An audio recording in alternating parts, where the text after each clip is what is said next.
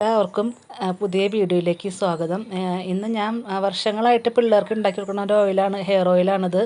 പലരും പല രീതിയിലാണ് ഉണ്ടാക്കുന്നത്. ഞാൻ ഉണ്ടാക്കുന്ന രീതിയാണ് ഇത്. അപ്പോൾ ഇത് ഉണ്ടാക്കുന്ന ആവശ്യമുള്ള സാധനങ്ങൾ ഞാൻ ഇതിൽ കാണിച്ചു തരാം.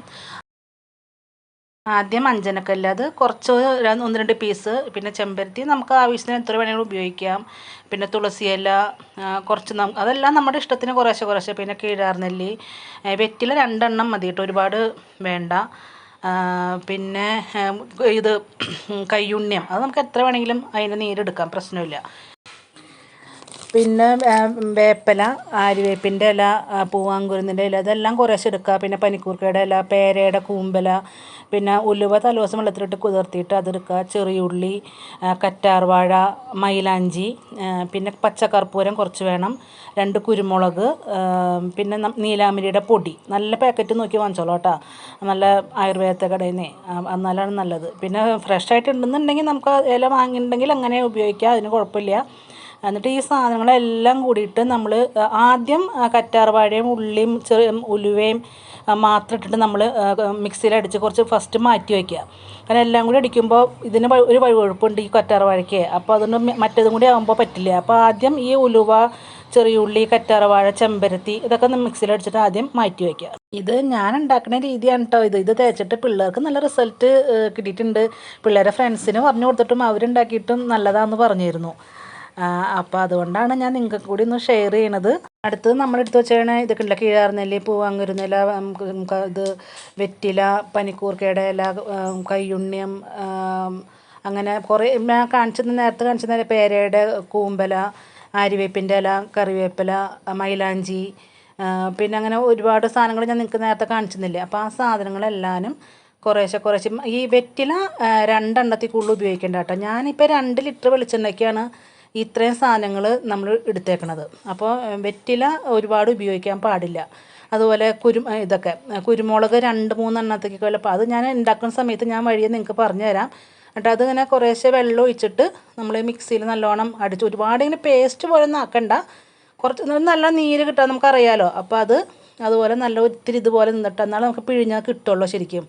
അതല്ലെങ്കിൽ നമുക്ക് ഭയങ്കരമായിട്ട് ഇതായിപ്പോയി കഴിഞ്ഞാൽ നമുക്ക് ഇത് പിഴിഞ്ഞ് കിട്ടില്ല. അപ്പോൾ അത് നല്ലോണം പിഴിഞ്ഞിട്ട് ആ നീര് നല്ലോണം എടുത്ത് മാറ്റി വയ്ക്കുക.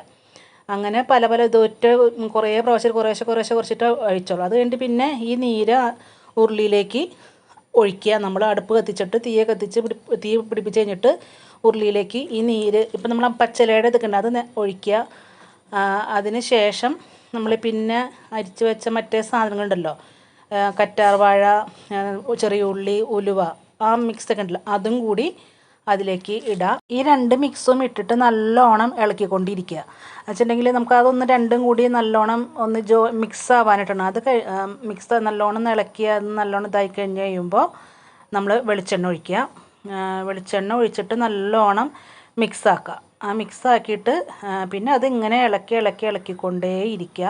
ഒരു 2-3 മണിക്കൂർ എങ്ങനെയെങ്കിലും അത്ര സമയം പിടിക്കും ഇത് ആയി വരാനായിട്ട്. കാരണം ഇത് ഇട്ടേക്കണ മിക്സുകളെല്ലാം അത് നല്ലോണം മൊരിഞ്ഞ് അതിനൊരു പാകമുണ്ട്. നമ്മൾ ആ മിക്സ് ഇങ്ങനെ, ഇതിൻ്റെ ഒരു പാകം എന്ന് പറയുകയാണെന്ന് വെച്ചിട്ടുണ്ടെങ്കിൽ നമ്മൾ ഈ മണൽത്തരിയുമൊക്കെ തൊടുമ്പോൾ ഉള്ളൊരു ഫീൽ ഉണ്ടാവില്ലേ, അതേമാതിരത്തെ പാകമാകുമ്പോൾ അതെടുത്ത് വെച്ചിട്ട് അഞ്ചനക്കല്ല് കുറച്ച് ഇടാം. ഒരുപാട് ഇടരുതിട്ട് അഞ്ചനക്കല്ല്, ഒരു 2-3 പീസ് ചെറുത് അതിടാം. അത് കഴിഞ്ഞിട്ട് പിന്നെ ഇറക്കി വെച്ചതിന് ശേഷമാണ് നീലാമ്പരിയുടെ പൊടി ഇടാൻ പാടുള്ളൂ കേട്ടോ. അത് കുറച്ച് ഇടാം. നമുക്കൊരു കൂടുതലാണെന്ന് വെച്ചാൽ കുഴപ്പമൊന്നുമില്ല, എന്നാലും അത് ഇട്ടിട്ട് പിന്നെ തീ കത്തിക്കരുത്. നമ്മൾ ഇറക്കി വെച്ചിട്ട് പിന്നെ അതിനിടയ്ക്ക് കുറച്ച് ഇത് 2-3 കുരുമുളക് ഇട്ടോളൂ കേട്ടോ. കാരണം നമുക്ക് ഈ നീർക്കെട്ട് വീഴാണ്ടിരിക്കാനൊക്കെ ആയിട്ടാണ് അത് ഇടുന്നത്. പിന്നെ ചൂടോടെ തന്നെ അത് അരിച്ചെടുക്കുക. കാരണം ചൂടാറി കഴിഞ്ഞ് കഴിയുമ്പോൾ ഇതിൽ നിന്നും എല്ലാം പോരാനായിട്ടൊരു ബുദ്ധിമുട്ടോടെ എനിക്ക് ഫീൽ ചെയ്യാറുണ്ട്. അപ്പോൾ അതുകൊണ്ട് ഞാൻ ആ ചൂടോടുകൂടി തന്നെ വേറെ പാത്രത്തിലേക്ക് അരിച്ച് മാറ്റും. അപ്പോൾ ആ അരിച്ച് മാറ്റണ നമ്മളെ പാത്രത്തിൽ പച്ചക്കർപ്പൂരം, പിന്നെ നമ്മൾ സാധാ വാങ്ങിക്കണ കർപ്പൂരം അല്ല കേട്ടോ, പച്ചക്കർപ്പൂരം. അത് പീസ് പോലെ വാങ്ങിക്കാൻ കിട്ടും, അങ്ങനെ കട്ട. അത് തണുത്തതിന് ശേഷം വെള്ളമില്ലാത്ത കുപ്പിയിലേക്ക് അരിച്ചെടുത്ത് മാറ്റി വയ്ക്കുക. ഇത് നല്ല റിസൾട്ട് കിട്ടും. അപ്പോൾ പറ്റുന്നവരെല്ലാവരും ഇത് ട്രൈ ചെയ്യുക. അടുത്ത വീഡിയോ ആയിട്ട് നമുക്ക് പിന്നെ കാണാം. താങ്ക്